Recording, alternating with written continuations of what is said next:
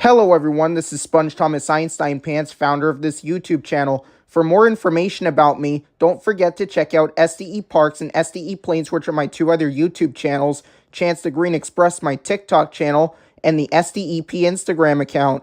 Enjoy the show!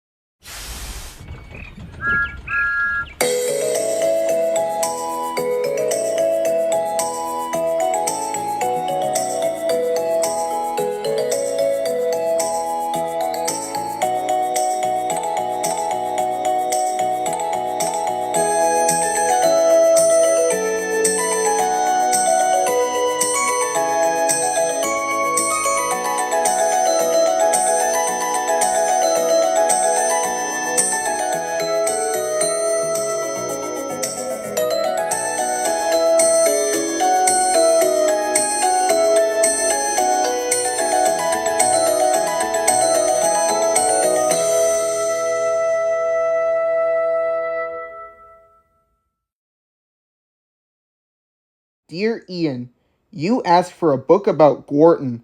Here it is. Gorton has been naughty and Sir Topham Hatt was stern with him. Gorton has now learned his lesson and is a really useful engine again. Wilbert Audrey. Gordon was resting in a siding. Sometimes, he thought, it's really tiring to be such a large and splendid engine. One does have to keep up appearances, so...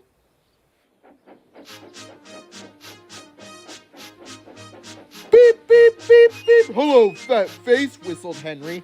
What cheek, spluttered Gordon. That Henry is too big for his wheels. Fancy speaking to me like that, me who has never had an accident. You'll pay for this, Henry. You'll pay for this. Aren't jammed whistles and burst safety valves accidents? Asked Percy innocently. No, indeed. High spirits. Might happen to any engine. But to come off the rails like Henry did, well, I ask you, is it right? Is it decent? Then it was Henry's turn to take the express. Gordon watched him getting ready. Be careful, Henry. You're not pulling the flying kipper now. Mind you keep on the rails today.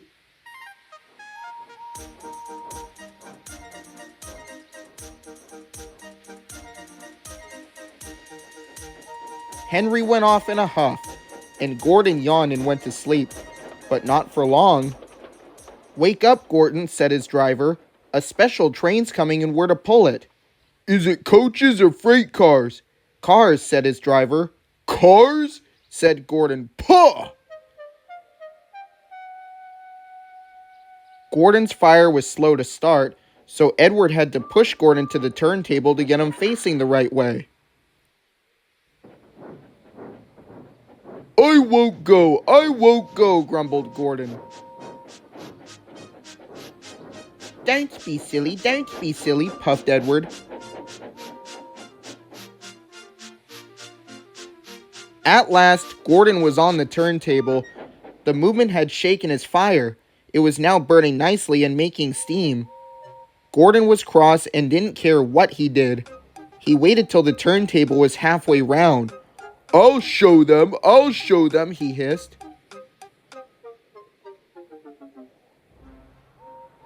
He moved slowly forward to jam the table, but he couldn't stop himself and slithered into a ditch.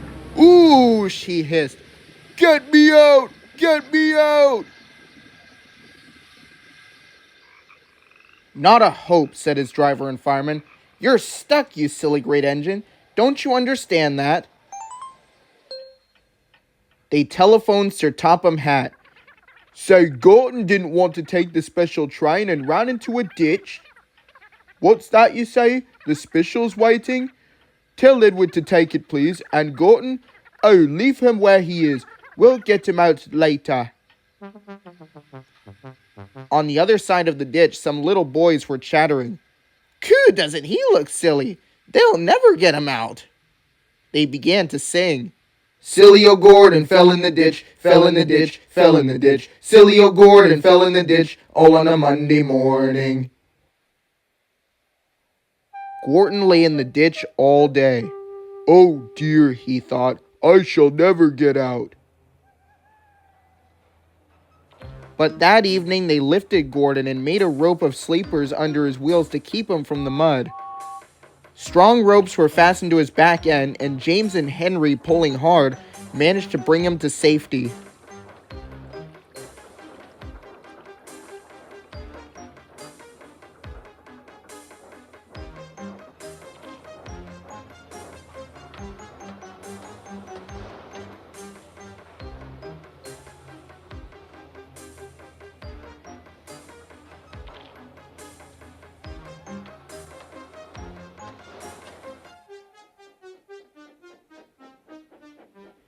Late that night, Gordon crawled home, a sadder and wiser engine.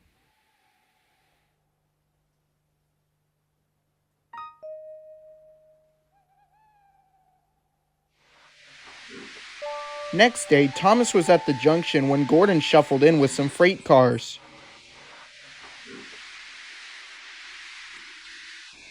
Phew, remarked Thomas. What a funny smell. Can you smell a smell? I can't smell a smell, said Annie. A funny, musty sort of smell, said Thomas. No one noticed it till you did, grumbled Gordon. It must be yours. Not long ago he had fallen into a dirty ditch. Thomas enjoyed teasing him about it. Annie, Clarabelle, do you know what I think it is? It's ditch water. Before Gordon could answer, Thomas puffed away. Annie and Clarabelle could hardly believe their ears. He's dreadfully rude. I feel quite ashamed. I feel quite ashamed. He's dreadfully rude. And to Thomas they said, You mustn't be rude. You make us ashamed. But Thomas didn't care a bit.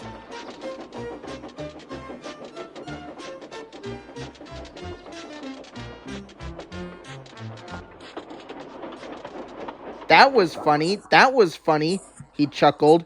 He felt very pleased with himself. Annie and Clarabelle were deeply shocked. They have great respect for Gordon the Big Engine.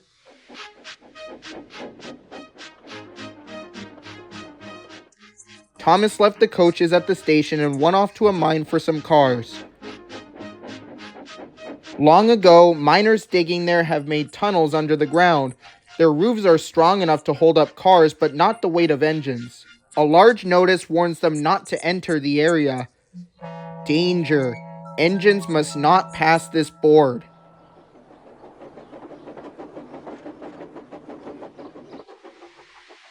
Silly old board, thought Thomas. He had often tried to pass it, but had never succeeded. But this morning he had made a plan. The fireman went to throw the switch. Now for my plan, thought Thomas. Bumping the cars fiercely, he jerked his driver off the footplate and followed them into the siding. Come back, yelled his driver. Fire and smoke, said Thomas.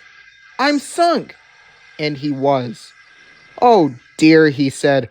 I am a silly engine. And a very naughty one too. I saw you, said Sir Topham Hatt. Please get me out. I won't do it again. I'm not sure. We can't lift you out with the crane. The ground's not firm enough. Let me see. I wonder if Gordon could pull you out. Yes, sir, said Thomas, but he didn't want to meet Gordon just yet. Down the mine, is he? Ha ha ha, laughed Gordon. What a joke.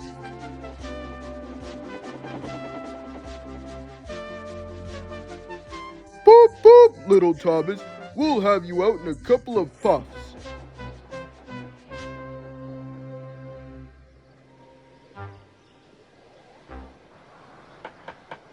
Strong cables were fastened between the two engines. Are you ready? Heave!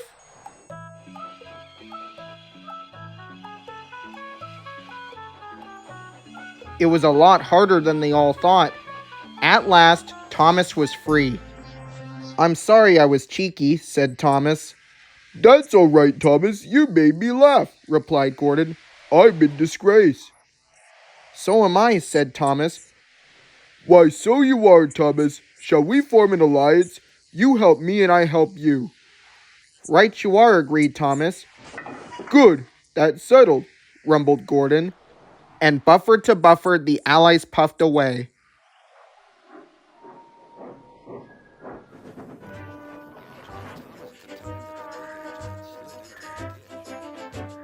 That evening, the two engines puffed buffer to buffer back home. "Remember, Thomas," called Gordon grandly, "united we stand, together we fall. You help me and I help you." "I'll remember," replied Thomas, "but I hope Sir Topham Hatt forgives us soon." Suddenly, they noticed something. As the two engines whistled into the sheds, everywhere they looked, they saw paint pots and painters. "Bust my buffer," said Thomas. "What's happening?" "Shh," whispered Percy. "Sir Topham Hatt's gonna tell us now." "Ladies, gentlemen, and engines, I am honored to inform you that Her Majesty the Queen herself is coming here to visit us.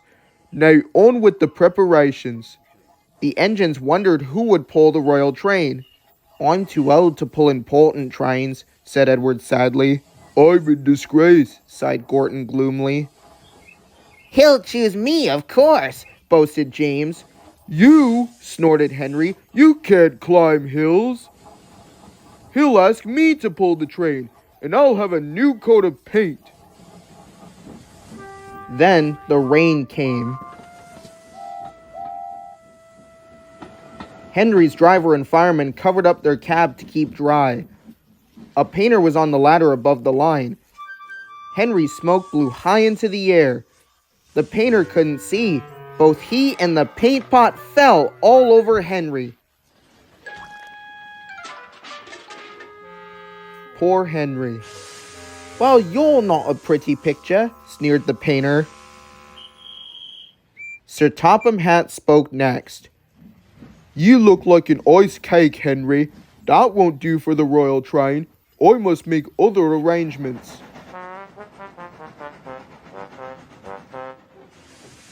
Gordon and Thomas were waiting for him. "Please, sir, one at a time," replied Sir Topham Hatt. "Yes, Gordon? May Thomas have his branch light again?" "I think you're both sorry and deserve a treat. Edward will go in front to clear the line. Thomas will look after the coaches, and Gordon will pull the train." The great day came. All the engines worked hard bringing people to the town. Thomas sorted out their coaches in the yard.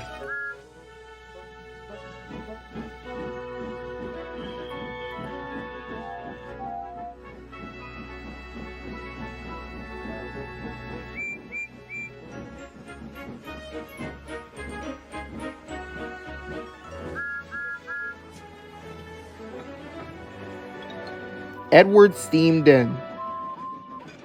"Beep! The Queen is here." Then Gordon whistled as he approached the station. Everyone knew that sound. The Queen's train glided into the station. Gordon was spotless and his brass shone brightly.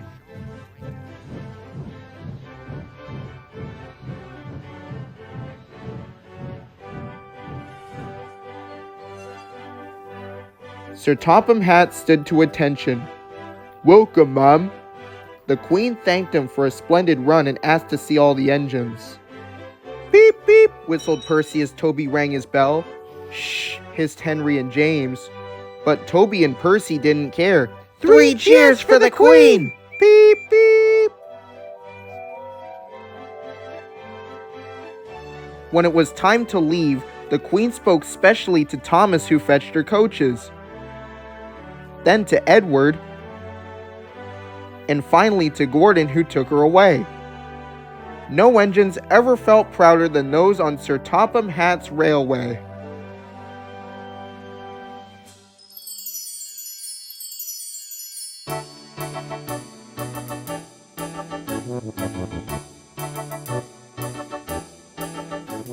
We'll sing a song for Gordon.